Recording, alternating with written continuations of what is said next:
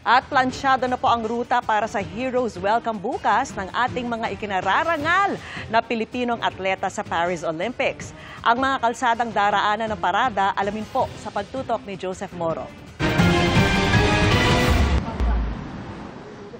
Alas 3 ng hapon bukas magsisimula ang Heroes Welcome para sa lahat ng mga Pilipinong atleta na dumalo sa 2024 Paris Olympics. Ayon sa Metro Manila Development Authority o MMDA, isang malaking pagdiriwang daw ang ikinasanala para sa karangalan dinala ng lahat ng mga Olympians sa pangunguna ni double Olympics gold medalist Carlos Yulo.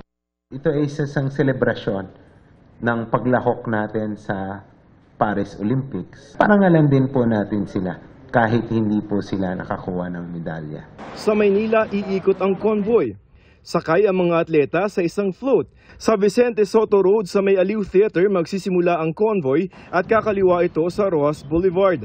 Kung gusto niyo makita yung ating mga Olympians, isa sa kanilang dadaanan ay itong Rojas Boulevard. Sa tapat mismo nitong estatwa ni Dr. Jose Rizal at sandali natitigil dito yung convoy. Simbolikong pagpapakita na sila ang mga makabagong bayani ng ating panahon sa kanilang galing na ipinakita sa Paris Olympics. Mula Rojas Boulevard, kakanan ito sa Padre Burgos hanggang sa Finance Road. Kakanan sa Taft Avenue at kakanan ng Quirino pagkatapos ay sinadyang ikalawa muna ito sa Adriatico kung saan lumaki si Yulo. At pagkatapos ay diretso na sa Rizal Memorial Sports Complex kung saan magkakaroon ng maikling programa na libreng mapapanood ng publiko. Ayon kay MMDA Chairman Romando Artes, hindi magsasara ng kalye para sa parada at nakahanda rin daw sila kung uulan. Hindi rin suspendido ang number coding. Tinatayang mula alas 3 hanggang alas 5 ng hapon ang parada.